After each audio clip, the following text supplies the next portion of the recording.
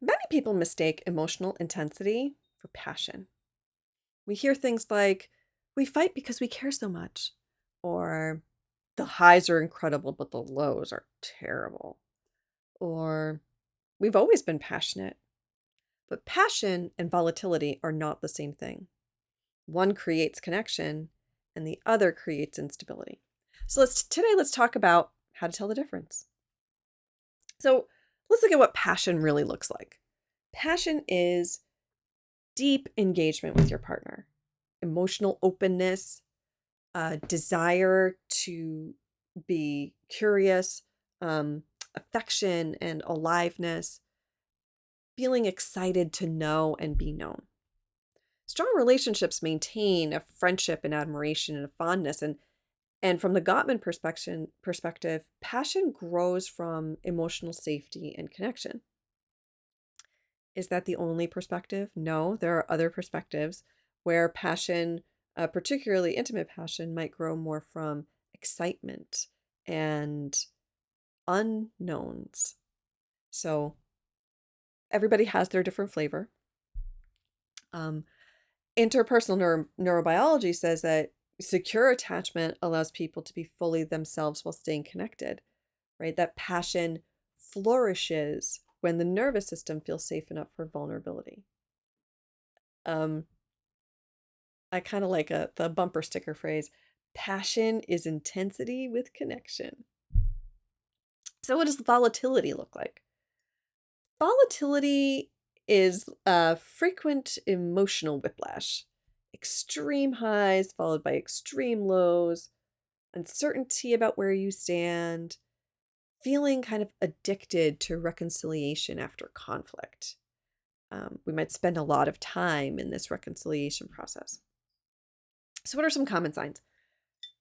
Repeated explosive arguments, threats of leaving, silent treatment. Not everybody is a loud fighter. Some people are quiet fighters. Um, the pattern of breaking up and getting back together repeatedly. Feeling anxious more than feeling connected. So maybe our little bumper sticker for this would be volatility is intensity without stability, right? Shaking up. So we confuse them though. So how does volatility feel like passion? Well, neurobiology can kind of explain this. Conflict activates our stress hormones, and reconciliation, when we are um, getting back together or um, sometimes repairing, it brings relief. And with relief comes dopamine. And the nervous system can confuse relief with intimacy. This is where makeup sex comes in, right? We're like, oh, we get that dopamine hit. We are feeling really connected, right? It's our nervous system kind of ping ponging. So let's talk about the cycle. The tension builds, the explosion occurs, the reconnection feels euphoric. Then we've got a little calm period, and then the tension returns. So this emotional contrast actually creates a really powerful experience. Okay? It feels good. Something really important to remember is that the feeling is real. These are real feelings. There's real intensity, there's real intimacy, but the connection is not necessarily deeper. Is it reconnected? Yes. Is it that deep sense of connection that we're looking for when there's passion? Not really. Okay. So let's look at some signs. How do you feel between conflicts? So, passionate relationships are going to feel mostly safe.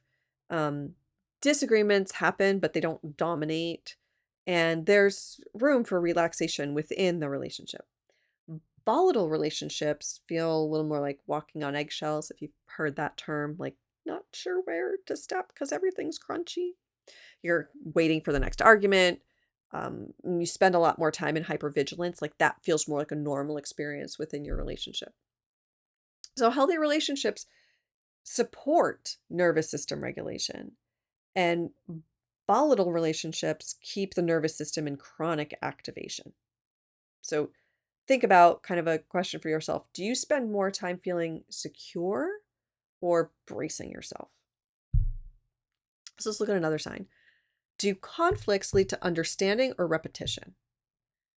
Healthy couples and healthy conflict um, leads to understanding. So repairing from conflict creates learning. Passionate relationships, the partners do move forward and they gain understanding, and the conflict creates growth. Volatile couples, same argument, same triggers, same ending, different day. So that passion deepens understanding and volatility repeats patterns. If you've ever had a Gottman therapy session, you might have done something called dreams within conflict. That is a way of taking that conflict that might have this same argument, same trigger, and shifting it out of that pattern and into that deeper connective pattern, that more passionate conversation. So remember that the passion deepens the understanding and the volatility repeats it. So another sign that we could look for is, can you stay connected during the disagreement? Um, Passionate couples, even if it's, this is a topic we're passionate about and we're kind of arguing about it, they stay respectful. They maintain curiosity and they remember that ultimately they're on the same team.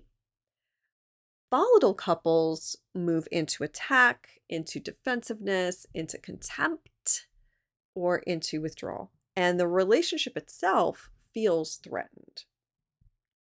So remember, are we staying kind of skilled at staying emotionally connected during conflict, or are we kind of going for the jugular? Another sign to look for is there room for calm? So a lot of people raised around chaos mistake calm for boredom. And if you're one of those people, that's just something to recognize. And can we learn to be more comfortable with calm? Some other people, some neurodivergent brains, um, actually struggle with certain types of neurotypical calm, that idea of like sitting in one place and being quiet.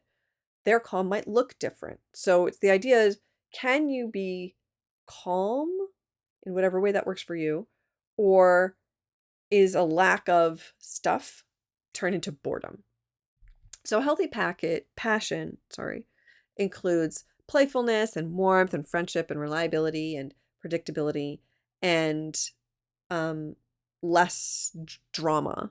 From a neurobiological perspective and a little bit of a trauma perspective, that secure attachment feels less dramatic because the nervous system isn't constantly in survival mode, isn't constantly managing itself from, say, fight, flight to um, folded up and withdrawn, where we kind of feel shut down but safe, to like overactivated. So we bounce back and forth. And peace isn't the absence of passion, it's often the foundation that allows passion to thrive. We need those moments of calm in order to rejuvenate ourselves, to recharge our batteries so that we can have passion in however passion shows up for us. So remember that the difference is passion creates closeness and volatility creates instability. Passion allows you to feel deeply connected while remaining emotionally safe, and volatility leaves you feeling exhausted and confused or uncertain. If the intensity disappears when safety increases, it wasn't passion, it was activation. Real passion doesn't require chaos to stay alive. So when you think about your relationship, do you feel more energized by connection or more dependent on emotional highs and lows? And now you have some ideas of what you can do to shift that. Take care of yourselves and each other.